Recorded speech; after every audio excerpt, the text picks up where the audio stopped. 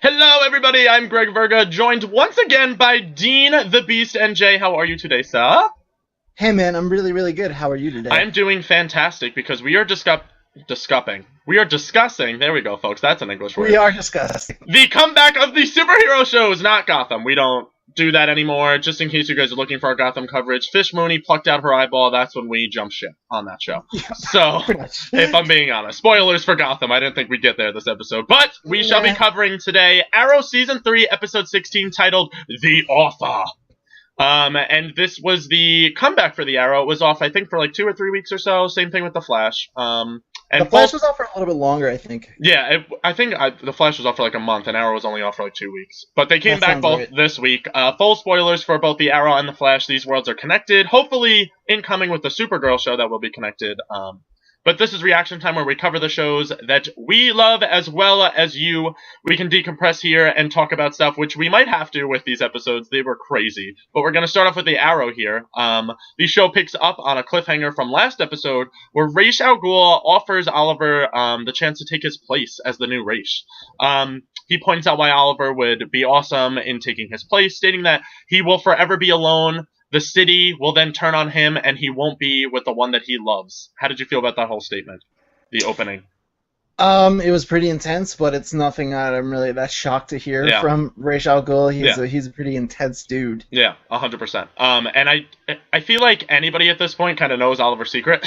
Like, he's just talking about everything, and as he's talking about it all, I'm like, oh, so he's obviously talking about Felicity, he's talking about Starling City. Like, no, none of this is secret anymore. Yeah, I got that vibe too. I'll wait until we get a little bit further into the reaction because I think we'll probably hit on where I'm going with it. Our minds are usually the same on these things. Next scene picks up on the other cliffhanger that we had where Thea Queen lets Nyssa Al Ghul out of her jail cell, and she's asking basically for Nyssa to kill her. And last episode it cut to black before we got to see what Nyssa was willing to do. She ends up not killing Thea, obviously. I think we both knew that was going to happen. And she kind of convinces her that it's Malcolm still that needs to pay for Sarah's death. So how'd you feel about that scene? Yeah, I think it was pretty much predictable that that was the way it was going to happen. I didn't think they were going to kill off Thea. I never thought she was really in any real danger except when she was with her dad, honestly. I thought she was in some trouble. And yeah, exactly. Until their conversation gets interrupted by Roy and Laurel dressed in civilian clothes. They come down and get their ass beat by Nyssa Al Ghul. Like, literally just beat to death. They had no chance. Roy stumbles, grabs a tranquilizer gun. They tranquilize Nyssa, end up throwing her back in the cell there and capturing her again. And Thea then lies about her being the one that let Nyssa out. How'd you feel about that? I didn't really feel any kind of way about it. I kind of thought she wasn't going to be like, yeah, I was trying to pretty much commit suicide. Yeah, yeah, I don't know. She's this plot line with Thea's guilt. I'm hoping it wraps up soon. I'm growing a little tiresome of it. And that's literally what I wrote down in my notes too. I said this plot line has been dragging out forever. Like, why are they trying to redeem Thea's soul? Like, let her do it by herself. This doesn't need to be dragged out, in my opinion. But I'm glad you agree with me. Okay, cool beans. Next scene, we see Ra's explaining the Lazarus Pit, which is finally a real thing that we've been speculating about for so long on the show. Were they going to go the supernatural route? And indeed, they have. The Lazarus Pit, I don't think they refer it as so in the show. They never call it, but we see it finally in action, which is really cool. Yeah, and Ra's explains that he's been able to live so long, stay this young because of the pit. And then we also see later in the episode where Nyssa goes to charge at him, he gets a wound on his hand. He puts his hand in the water, and then the water also has healing ability, like the Lazarus Pit we've come to know from the comic books, other movies, etc. How'd you feel about that being incorporated into the show? Do you kind of feel like there's a thing of disbelief now with the supernatural element? I don't know. I mean, I feel like it was still kind of weaving between the line in which it could have gone either way, because we've seen some kind of extraordinary things, and we've also seen some, like, hyper-realistic things, so I guess this was really, like you said, this was kind of like pushing it on to one side or the other if they were going to go the supernatural route or not, and they did a good job with it. I didn't think it looked cheesy at all. I was glad to see it. Like, they didn't just talk about it, they actually went as far as to, like, show it, which was cool. Yeah, I was definitely happy that they showed it, because if they didn't show it, I was kind of in disbelief. I wasn't going to believe it until I saw it. It's like the Santa Claus dilemma there. But they do show it. It does work. Not that Ra's al Ghul is Santa Claus. Next episode, we see him in the big red suit. Oliver becomes Rudolph. I'm totally okay with this. CW, take my storylines. They're amazing. And then we see Ra's al Ghul once again trying to convince Oliver to take his place. He offers him either to leave with Diggle and Malcolm, and they can go home, no strings attached, which is skeptical, or he throws out this idea out there, which I didn't expect to happen. The League of Assassins would commit to Oliver's vow to not kill anybody if Oliver took over as leader. How'd you feel about that? I was shocked. I mean, I thought Oliver would even consider it if he knew that the operation would carry out the same way that Raish has been carrying it out. But I mean, I don't see why he thought that was making his case, because of course, if Oliver's the leader and Raish dies, why the hell would they still do things Raish's way? Yeah. And why wouldn't they do things Oliver's way? Yeah. Yeah, and now, so this part kind of got me a little confused, and you can go more into this because you've been in the comic book lore and stuff too. If he were to take his place, does Raish just automatically die? Does he just age then, or does he live out the rest of his life? He doesn't age because he's not. The only way he would stop healing is if he stops using the pit. Okay, so as soon as he stops using the pit, then he would just live a normal life from here on. Until death, but I don't know if the pit. There's different variations where the pit would have accelerated aging once you stop using it, so it could, his life would be a lot shorter. But the main dilemma here is that, and this is trans comics as well, is the more he uses the pit, the less the effects start to take hold of him. So that's why he's. So I think he briefly doesn't really go to it at all. Yeah, that's why he's seeking Oliver to replace him, because he's used it for so many centuries and all this time, effect is kind of not really taking its full hold on him, so his time's running out. Okay, gotcha. This makes a whole lot more sense. I know they kind of hinted at the prophecy where Oliver survived his blade, so now he has to take over the true heir because Raish was not able to beat somebody. I knew they kind of mentioned that, but I didn't know what variation of the Lazarus Pit was in the show. But that kind of clears it up for everybody, so I appreciate that. Then Oliver, of course, refuses at first. He takes Diggle and Malcolm home. He brings Malcolm to his apartment that he lives in with Thea and convinces her somehow to let him stay without killing him. I didn't think that was going to happen in the slightest. That was the weirdest situation. How'd you feel about that? It seemed very hot and cold of them, because 1 second they're working with him, everybody hates him, now they're working with him again, now they're letting him sleep on the couch. Yeah, literally. It's kind of weird, you know what I mean? They gotta pick a way to go here. Yeah, and that's the one thing that's making me angry with Malcolm's storyline, is 1 second they all hate him, 1 second they're all in love with him, and they just none of this flip-flopping. He wouldn't run for president, we'll just say that much. You're right. There we go. Malcolm for president, everybody. He's also Ra's al Ghul as Santa Claus as the vice president. This is the best storyline ever. I'm just pointing out to people. Finally we get the flashback sequence, and it brings us back to Tatsu and Masayo's kid, which I don't think they ever mention his name. I think it's Adkiel or something like that. Something near that. All says his name in one of the flashbacks. It wasn't memorable though. Yeah, I wasn't good. Yeah, who cares? It's just a little Asian boy that we don't care about. Good. Screw the boy. Let him get shot. So Oliver and him are on the run, and the kid brings up to him that his parents told him to meet him at this floral garden if they ever got separated. So Oliver decides to take the kid there. They end up going there, and then they are chased down by these men in black suits. I'm assuming they're with Amanda Waller, right? Is that what you got from that? Yeah, if it's the same group of individuals who's been chasing them, then yeah, there are Amanda Waller's people. And that's what I was thinking too. But now, do you have any idea who else it could be? Because then I was thinking about that after the episode ended. I'm like, maybe Amanda's not even after them anymore. I'm pretty sure she is. I think that was the whole problem from the get-go, why they separated from Masayo. Yeah. Yeah, well, they were getting on the boat to go back to China because then they made the agreement with the army, but then the guys started shooting them on the boat, and they never really confirmed who that was.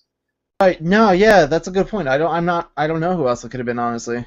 Yeah, and then I was thinking to myself, I'm like, who else really could it be? And then I was thinking this is how they bring in the Suicide Squad again, if it is Amanda Waller, because they keep bringing up all these rumors that Harley Quinn's going to appear on the show, and that there's going to be the Suicide Squad thing, which then turns into the spin-off show, but we haven't seen... I think the Suicide Squad thing is, happening next episode. Yeah, that's what I'm saying. So then it would be Amanda Waller's people then, right? I think it would have to be, yeah. Yeah, that way to connect. Otherwise, they just bring the Suicide Squad, and who gives it? It's Arrow. There's a Lazarus Pit, let's be honest. Racist Santa Claus at this point.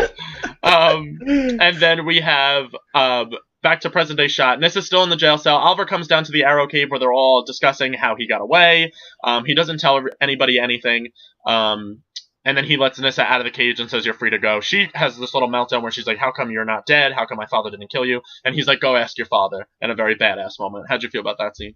I knew she was going to get released. Yeah, I knew she was going to get released too. You know how I felt about it? Every time I see Nyssa on screen, I'm like, why is this not Talia? Yep. Why is it not Talia? Like, she's a Ra's al Ghul's daughter. She's the one known. They could bring in a whole nother cool dynamic with Talia. Just even though they're never gonna have Batman on it. Yeah. Well, I'll never say never, but yeah, very unlikely that they'll ever have Batman on it. Mm-hmm. But it would be cool to like allude to Batman Yeah. through Talia, just to let fans watching like there is a bigger world with other people in it. Yeah, like she comes back from like a steamy date and she's like, "Oh, sorry, I just got held up with Mr. Wayne on our date." Yeah, or something. That would be yeah. awesome. And then you see Alfred from Gotham on Fox come over and he makes a cameo. Master Bruce, do you need anything? No, it's gotta be Alfred. It's gotta be Michael Caine's Alfred. Oh, can you do it, please? Now you have to do it. Nisha and Master Wayne went on a date with a Freddy Breaker. It's so bad, it's good. I love it so much.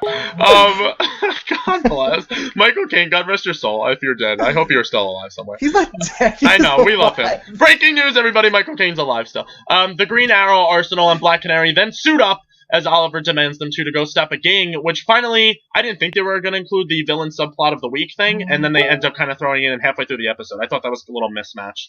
But the gang, I don't know if this is like a known character in the comics or something. It's this leader of a gang, and they're stealing armor-piercing rounds from the docks there, and he has his mouth stitched up. I didn't know if he was like relevant at all. Yeah, Murmur is his name. Murmur, okay. I'm not really too familiar with him myself, but as far as he was in the show, it's kind of a shame that they shoehorned him in into like the last quarter because he was really kind of like menacing. I got like a creepy vibe from him. I was like, I mean, who's to say we won't see more of him? But I would like to get a little bit more backstory first, fleshed out, because he was kind of an interesting character to watch. Yeah, I think they could have utilized him more too. 100%, he was terrifying to look at, and especially because he has his right hand man do all the talking for him. His mouth is literally stitched up. That looks so real too. I don't know if they did that with CGI, really but it looked like they legitimately sewed his mouth shut. The other thing is, while I do want to see more about him, and I think it could have waited until another episode. Yeah. Like, I feel like they were trying to fill that quota of having a like it's okay not to. There was all other stuff going on, and maybe that would have fit him in better to the world in another episode. I agree with you 100%, and this is why The Flash for me is totally going over The Arrow, because The Flash is not afraid to take an entire hour-long episode and just focus on its main characters and develop that story. Right. They never shoehorn in their villain of the week. I mean, they did in the beginning, but now we're up to episode 14, I think it is, or 17, somewhere in that zone. We're in the teens. And Flash is just, they're not afraid to do anything, and they pull out all the stops. But we'll get to that in our Flash reaction time. But yeah, so Arrow, they have that whole scene happens. Laurel goes to her dad to try to talk to him and mend the situation, brings a little bit of Chinese food. He's kind of like, I already ate, get the hell out of my office. She has this whole breakdown moment where she's like, you need to yell at me until the Stitch Mouth crew comes in, breaks into the office, the gunfire breaks up the whole tender moment.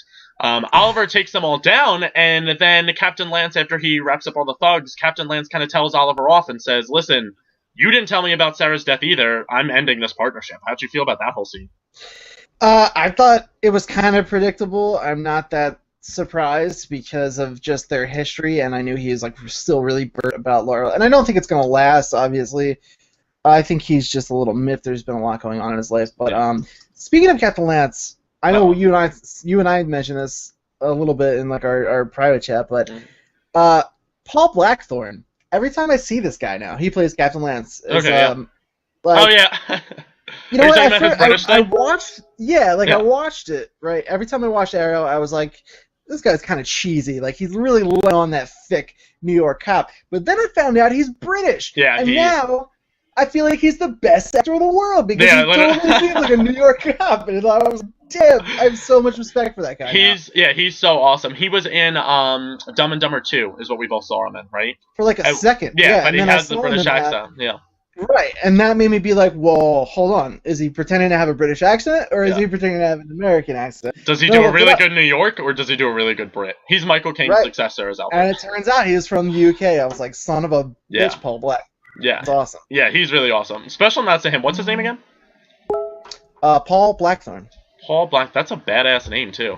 Shout out to just your name. And you're British, like you're 10 times better than both of us. We hope to have you on a future episode of Reaction Time of Arrow. He will be making his guest appearance. We then see Roy, or not Roy, I keep calling him Roy. It's Ray Palmer and Felicity. They're working on the Atom suit still, flirting a lot since their last interaction. And Oliver awkwardly interrupts, telling her about the Stitched crew and everything. And she makes a funny comment again and says that she wishes she would have known that she had the option to sew her mouth shut, which I thought was pretty funny. Felicity's still my favorite character in the show. I'm getting a little sick of her, quite frankly. Why? I liked her a lot, but I told you, I just am losing my respect for her. Yeah. After she was flirting around with Barry, flirting around with Oliver, flirting around with Ray Palmer. Well, you think she's a whore. She's making her way around. I'm not into it. I don't like it. Pick one, dude. Yeah, I agree with you there. Laurel goes to see Thea then after this. A lot of Laurel just traveling and talking to people in this episode. She goes to see Thea, and they kind of all have their bad dad issues, so she tries to talk to her about that. Malcolm wakes up, interrupts their conversation as he's gasping for air on the couch. Nobody really cares. And Thea kind of tells him, you didn't teach me anything, and if I had the option to and the strength to, I would kill you. But everybody wants me to save my soul. How'd you feel about that scene? Again, I'm kind of over the whole Thea thing. It was alright. It seemed like another time filler to me for this episode. Yeah. Do we think Malcolm's going to have any basis living in this world anymore? Do you think they're going to kill off his character? I kind of hope they do, since they already did twice and then brought him back. I was like kind of ready to move on, but I don't know. I mean, I don't mean to sound so down on the episode, because I actually thought this was a really good episode, and I thought it was a strong comeback from the little break. But there's certain plot threads like I'm ready to see tied up. Yeah, I agree with you 100% there. We see that Diggle then tells everything that Oliver told him about joining the League of Assassins and everything. He kind of has a big mouth and tells the rest of the Arrow crew. When he tells Felicity everything, Felicity goes to see Oliver, tries to talk him out of it, and says that while he was dead, they all had to learn why they were doing this, and that he has to have his turn to do it too. He goes out, and this is the one thing that got me with this episode, is then he goes out trying to be the vigilante again, and when he goes out, as soon as they're done catching the Stitch crew and rounding the whole gang up, he totally changes heart on the whole Ra's al Ghul thing. Did you not believe that part at all? Like, I feel like he switched like this. Yeah, it was very fast. Yeah. And like I said, I think that's has a lot to do with them just cramming a lot into this one episode, which is maybe why they should have taken a break from the Villain of the Week. Yeah. But I guess he just needed to get back out on the streets to remember why he's doing what he's doing. Yeah. And then to tie up just that other loose end at the end of the episode and the flashbacks, the only progression we really saw after him and Akio are running around Tokyo, Japan, wherever they're at, is Shadow is alive. And he runs into Shadow on the random of a market. I was freaking out. How is she living? She got shot in the head on the island. I don't know. I totally forgot about all that until you just said it, actually. I don't know. I really don't understand this part. I feel like maybe she had to have died again, because we've seen Deadshot. Yeah. Or not Deadshot, I'm sorry. Slade, Deathstroke. We've seen Deathstroke and Oliver, like, just recently talk, and he was like, whoa, remember what you did to Shadow. Yeah. And so, like, either Oliver knows that she's alive somewhere and just didn't say anything, or I don't know, dude. It's very odd. I'm very curious about that. After I finished the episode, I Googled, did Oliver ever say specifically that Shadow was dead? And he's never said it. Like, every time it's been brought up, it's Slade saying it to him. So she could possibly be alive. But like you said, maybe she dies in Hong Kong or wherever they're at. Akio ends up killing her, the little boy. I want my parents back and kill Shadow. I'm okay with this. This storyline is getting totally convoluted in my head. But yeah, you're definitely right. It was a lot of overall, just, I think, very crowded for an episode. I still liked the episode. I thought it was strong, coming back from the Ra's al Ghul thing. But then Ra's al Ghul at the very, very end, on the cliffhanger that CW is so good at doing, he dons the green arrow hood, comes down and kills the rest of the thugs that had the armor-piercing rounds. What do you think he's going to do? He's going to obviously blackmail Oliver, right? I think he's trying to spread word throughout the city that, the hood or arrow is out killing again, which is kind of what he alluded to when he was saying the whole city is going to turn on you. Yeah. Oliver was like, it's like he was reading my future, but like he wasn't. He's causing it, Yeah, he was pretty much telling him, like, I'm going to make sure that happens. Yeah. 150%. Do we think, obviously they're going to have their showdown now, and at the end of the episode again, he talks to Maseo, denies Ra's offer, and he's like, there will be consequences. So obviously the Ra's al Ghul and Oliver Queen showdown is going to come. It's going to happen. And then Nyssa also, as she gets out of her thing, goes on a dinner date with Laurel and agrees. Now Nyssa has a storyline. She agrees to train Laurel. And how'd you feel about that? I mean, it's cool that Nyssa's still involved in the show, but, like, Laurel's just bouncing around. Nobody. Yeah. But, like, I mean, Laurel does need training, Yeah. and it didn't seem like Oliver was going to do it, so I'm glad somebody... Yeah, that's true, I guess. If anybody's going to teach her, I'm glad it's somebody from the League of Assassins. And Oliver just, like you said, he just repeatedly refuses to teach her. But yeah, that was the episode. I think overall we both agree. I didn't like it, I don't think, as much as you did. I just had a lot of problems with the story and stuff in this. I think it was a good comeback, but I didn't think it was like a great episode or anything. I think you watching it after you caught up on Flash. Yeah, that's true too. Has a lot to do with how you feel about it. That's true too.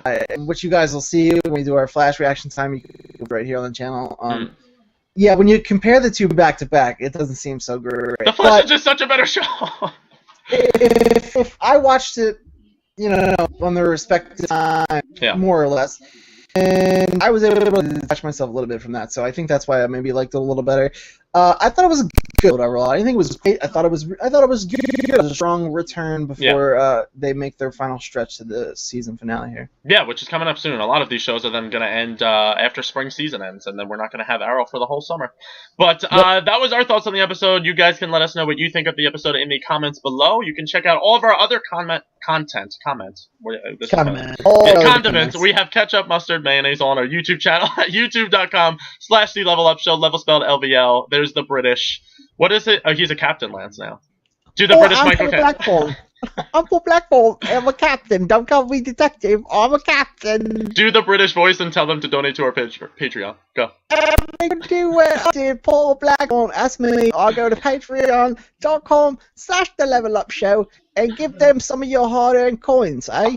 I hated all of that. We just lost all of our British fans.